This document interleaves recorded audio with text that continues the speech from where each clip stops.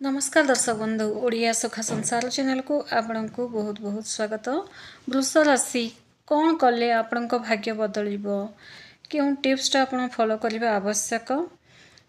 आपण वृष राशि व्यक्ति जदि अच्छी आपण जीवन में कौन सब बेले आर्थिक अभाव अनटन लगी रोचे कि कठिन परिश्रम करने पर आपण को सही अनुजाई सफलता मिलूना कि चाकरी व्यवसाय किंबा परिवार सब किसी न कि समस्या आपण को जदि घेरी रोचे जदि यह सत्य अटे तेबे जानी रखु जे आपण कुंडल भाग्यर देवता किंबा आपण राशि अधिपति ग्रह दुर्बल अच्छी किंतु आदौ चिंता करंतु नहीं फ्रेंड्स। आज यही वीडियो मु आपण को ज्योतिष शास्त्र और सनातन मान्यता अनुसार एक एभली चमत्कार और सहज उपाय विषय कहवाक जाऊँगी जहाँ आपण भाग्य को संपूर्ण भाव में बदल रखिदेव।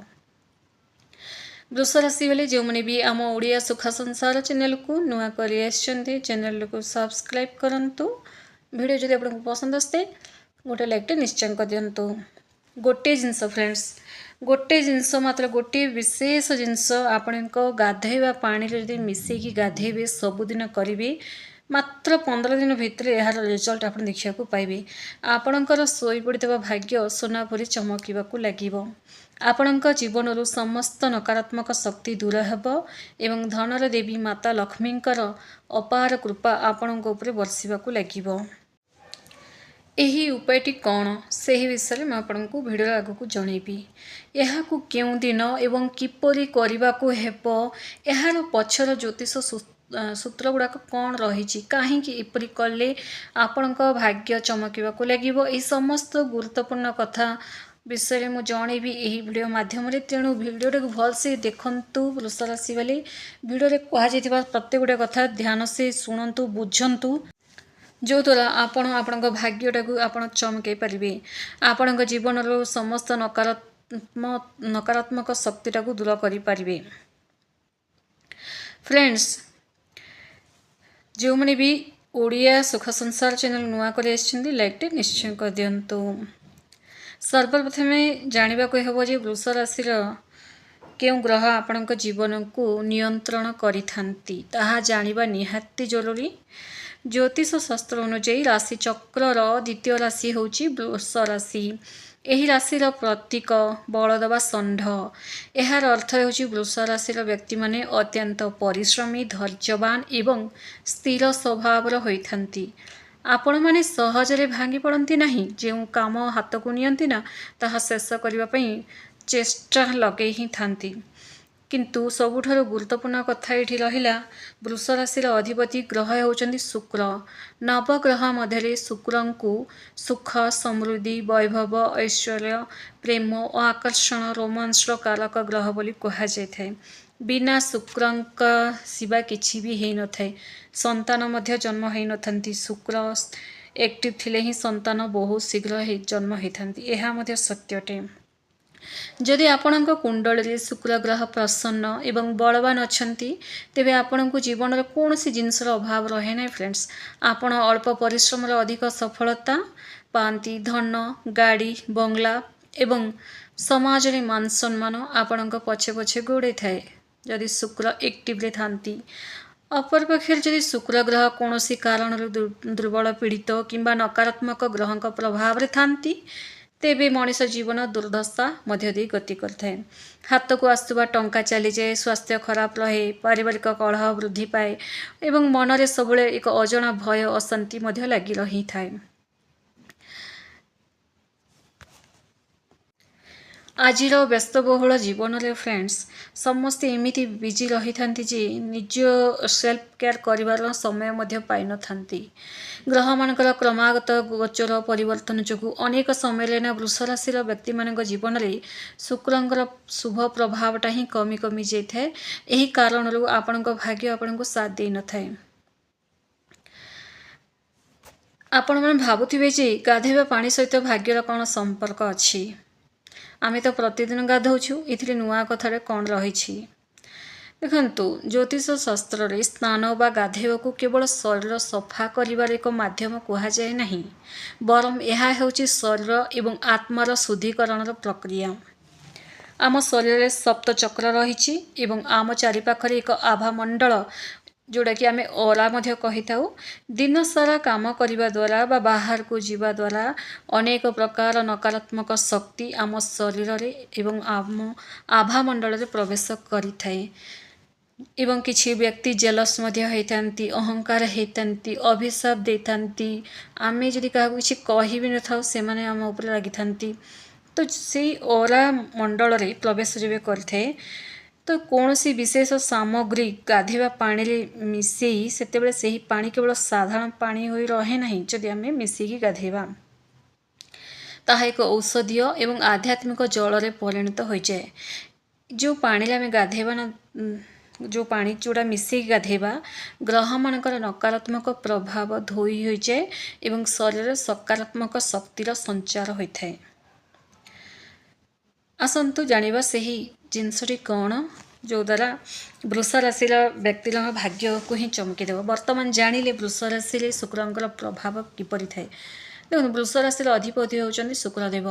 शुक्र को सबुठारु प्रिय जिनस होची सुगंध धड़ा बास्नायुक्त एवं तेणु आपणक पई महा चमत्कार जिनसटी होची श्वेत चंदन पाउडर धड़ा चंदन पाउडर जोड़ा कि इंग्लिश रे कहा जाए व्हाइट सैंडलवुड पाउडर किंबा गोलाप जल मध्य मिसई पारंती बास्नायुक्त किंबा अतर मध्य आपण मिसई पारंती।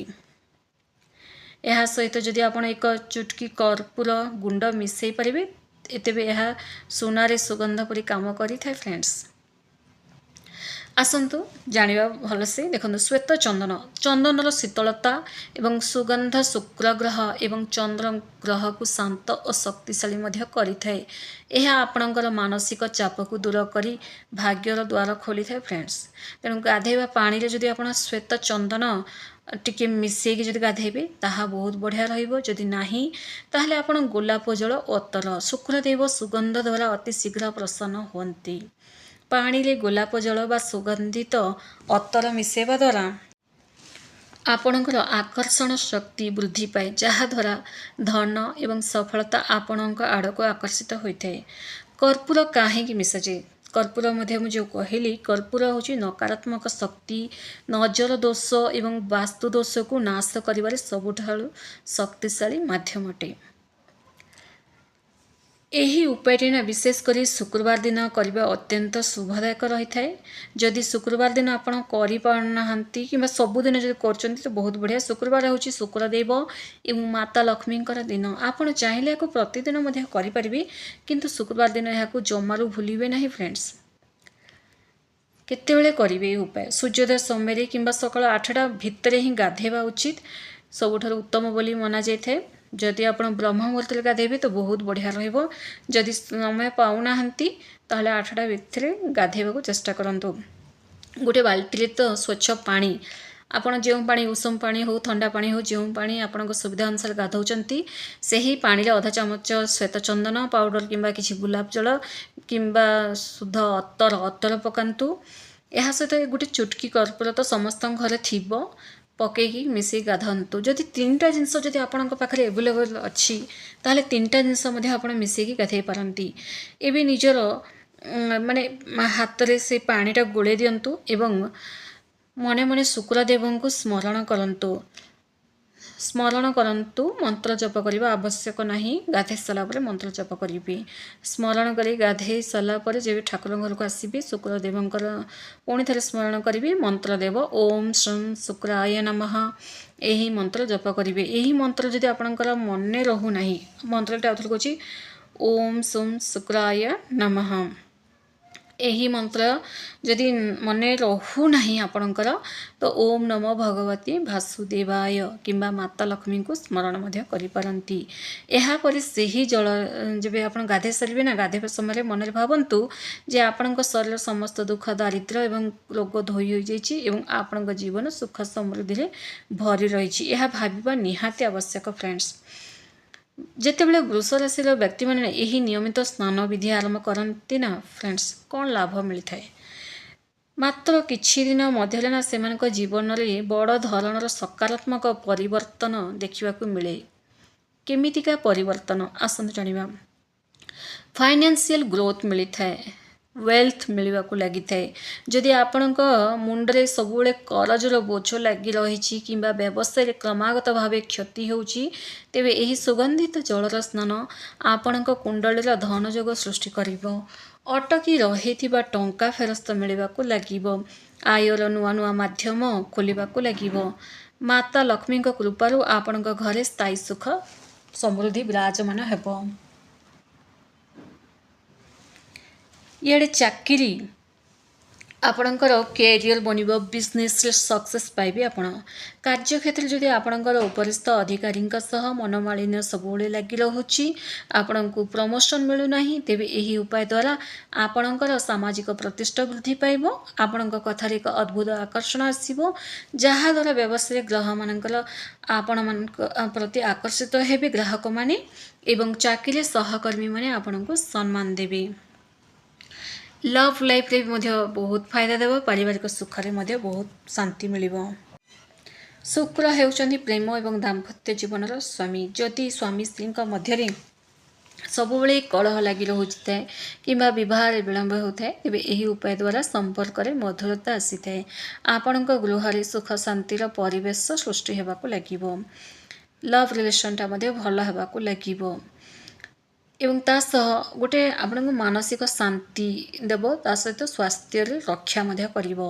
ଚନ୍ଦନ ଏବଂ କର୍ପୂର ମିଶ୍ରିତ ଜଳରେ ଗାଧୋଇବା ଦ୍ୱାରା ମସ୍ତିଷ୍କ ଶାନ୍ତ ରହେ, ନକାରାତ୍ମକ ଚିନ୍ତାଧାରା, ଅନିଦ୍ରାଜନିତ ସମସ୍ୟା ଏବଂ ମାନସିକ ଅବସାଦ ଦୂର ହେବାକୁ ଲାଗିଥାଏ। ଏହା ଶରୀର, ତ୍ୱଚା ଓ ଚର୍ମକୁ ସୁସ୍ଥ ରଖିବ ଏବଂ ଉଜ୍ଜଳ ମଧ୍ୟ କରିଥାଏ, ଏକଦମ ସାଇନ୍ ମଧ୍ୟ କରିଥାଏ, ଯାହା ଶୁକ୍ରଙ୍କର ଶୁଭତ୍ୱର ସଂକେତ ଅଟେ।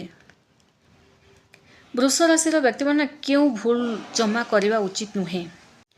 ଆପଣଙ୍କ ରାଶିର ଅଧିପତି ହେଉଛନ୍ତି ଶୁକ୍ରଦେବ, ତେଣୁ ଆପଣଙ୍କୁ କିଛି ଜରୁରୀ କଥା ମଧ୍ୟ ଧ୍ୟାନ ସେ ଶୁଣିବା ଆବଶ୍ୟକ। ଭାଗ୍ୟକୁ ଚମକାଇବା ପାଇଁ ଯେତିକି ଉପାୟ କରିବା ଜରୁରୀ ନା ଫ୍ରେଣ୍ଡସ୍, ସେତିକି ହିଁ କିଛି ଭୁଲ କାମରୁ ଦୂରେଇ ରହିବା ମଧ୍ୟ ଆବଶ୍ୟକ। ଯଦି ଆପଣ ଏହି ଭୁଲ ଗୁଡ଼ାକ କରୁଛନ୍ତି, ତେବେ ଶୁକ୍ରଦେବ ରୁଷ୍ଟ ହୋଇଯାନ୍ତି ଏବଂ ଶୁଭ ଫଳ ମିଳିବା ବନ୍ଦ ହୋଇଯାଏ। ତେଣୁ ଏହି କଥା ପ୍ରତି ନିଶ୍ଚୟ ଧ୍ୟାନ ଦିଅନ୍ତୁ, ଏହା ଆପଣଙ୍କ ପାଇଁ ବହୁତ ଇମ୍ପୋର୍ଟାଣ୍ଟ। ଶୁକ୍ରଦେବ ସଫାସୁତୁରା ପରିବେଶ ପସନ୍ଦ କରନ୍ତି। ଗାଧୋଇ ସାରିଲା ପରେ କଦାପି ମଇଳା କିମ୍ବା ଅଣଧୋଆ କପଡ଼ା ପିନ୍ଧନ୍ତୁ ନାହିଁ। ସବୁବେଳେ ସ୍ୱଚ୍ଛ ଏବଂ ସୁଗନ୍ଧିତ ବସ୍ତ୍ର ପିନ୍ଧିବାକୁ ଚେଷ୍ଟା କରନ୍ତୁ। ପାଉଡ଼ର ୟୁଜ୍ କରନ୍ତୁ, ପରଫ୍ୟୁମ୍, ଅତର ଏସବୁ ୟୁଜ୍ କରିବା ନିହାତି ଆବଶ୍ୟକ। ମନେ ରଖନ୍ତୁ, ଶୁକ୍ର ଗ୍ରହର ସାକ୍ଷାତ ପ୍ରତୀକ ହେଉଛନ୍ତି ନାରୀ ଶକ୍ତି। ଯେଉଁ ଘରେ ମାତା, ଭଉଣୀ, ସ୍ତ୍ରୀ, ମାଉସୀ କିମ୍ବା ଆଈ, ଜେଜେମା ଯେତେକ ନାରୀ ଅଛନ୍ତି କିମ୍ବା କୌଣସି ନାରୀକୁ ଅସମ୍ମାନ କରନ୍ତୁ ନାହିଁ, କେବେ ବି ନାହିଁ। ସମସ୍ତଙ୍କୁ ରେସ୍ପେକ୍ଟ ଦିଅନ୍ତୁ। ସେଠାରୁ ଶୁକ୍ର ଏବଂ ମାତା ଲକ୍ଷ୍ମୀ ଯଦି ଆପଣ ରେସ୍ପେକ୍ଟ ଦେବେ, ତ ସବୁଦିନ ପାଇଁ ସେ ଆପଣଙ୍କ ଉପରେ କୃପା ବର୍ଷେଇବେ। ଯଦି ରେସ୍ପେକ୍ଟ ଦେବେ ନାହିଁ ନାରୀ ଶକ୍ତିକୁ, ତ ଶୁକ୍ର ଏବଂ ମାତା ଲକ୍ଷ୍ମୀ ସଦାଦିନ ପାଇଁ ଚାଲିଯାଆନ୍ତି। ତେଣୁ ଘରର ମହିଳାମାନଙ୍କୁ ସଦାବେଳେ ସମ୍ମାନ ଦେବା ଆବଶ୍ୟକ।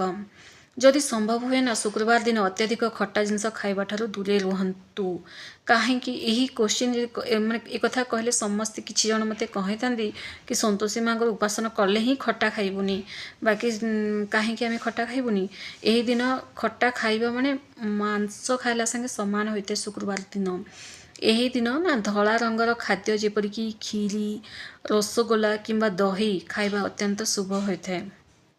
ଧଳା ଜିନିଷ, ତା ସହ ଘରର ଐଶାନ୍ୟ ଏବଂ ଦକ୍ଷିଣ ପୂର୍ବ କୋଣ ସବୁବେଳେ ସଫା ରଖନ୍ତୁ।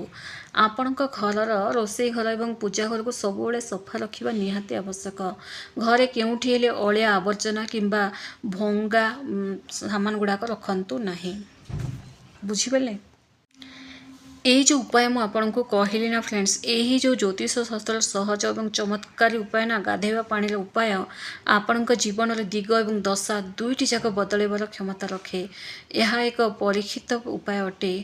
ଆପଣ ପୂର୍ଣ୍ଣ ବିଶ୍ୱାସ, ନିଷ୍ଠା ଏବଂ ଶ୍ରଦ୍ଧାର ସହିତ ଏହି ଯଦି ଭିଡ଼ିଓ ଦେଖୁଛନ୍ତି, ଆଜିଠାରୁ ମଧ୍ୟ ଆରମ୍ଭ କରିଦିଅନ୍ତୁ। ଏହି ନିୟମ ଗୁଡ଼ାକ ଆରମ୍ଭ କରିବା ଆପଣଙ୍କ ପାଇଁ ବହୁତ ବଢ଼ିଆ ରହିବ। ଭାଗ୍ୟ ଚମକେଇ ଦେବ। ବହୁତ ସାରା ପୂଜା ପାଠ କରିକି ଯଦି ଆପଣଙ୍କ ଭାଗ୍ୟ ଚମକୁନି, କିଛି କିଛି ଟିପ୍ସ ମଧ୍ୟ ଫଲୋ କରିବା ନିହାତି ଆବଶ୍ୟକ। ଆପଣ ନିଜେ ଦେଖିବେ ଆପଣଙ୍କ ଜୀବନରୁ ସମସ୍ତ ବାଧା ବିଘ୍ନ କିପରି ଦୂର ହେଉଛି। ଆପଣଙ୍କ ଭାଗ୍ୟ ସୁନା ପରି ଚମକିବାକୁ ଲାଗିବ। ଫ୍ରେଣ୍ଡସ୍, ବୃଷ ରାଶିର ସମସ୍ତ ବ୍ୟକ୍ତି ବିଶେଷମାନଙ୍କ ପାଇଁ ଏହି ଉପାୟ ଅଟେ। नारी पुरुष समस्त अटे तो निश्चय यह उपाय करंतु। कमेंट्स बॉक्स रे श्रद्धा एवं भक्ति एवं विश्वास सह जय माँ लक्ष्मी निहाती लिखंतु फ्रेंड्स। धन्यवाद।